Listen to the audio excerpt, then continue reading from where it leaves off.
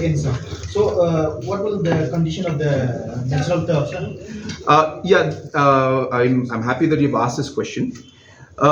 If you look all over the world, not just in India, large stadiums, across the world, whether it's a football stadium or cricket stadium, they're always used in terms of having large gatherings and even concerts.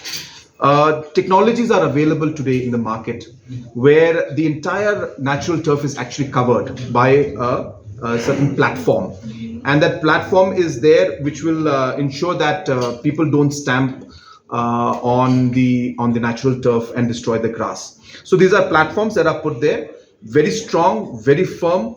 These are, as I said, international level technology which is used all over the world. That will be used again in Jain Stadium to ensure that the natural turf is protected. And obviously the entire responsibility will be given to the organizers to ensure that that particular platform is seen. And we will obviously double check the technology, and only after our satisfaction is there by the department that we will allow it.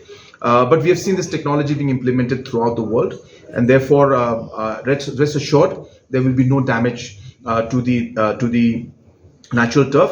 Whatever little spots that will be affected because the platform will be put in place, those will be recovered within 7 days, and that's the normal procedure that's followed throughout the world.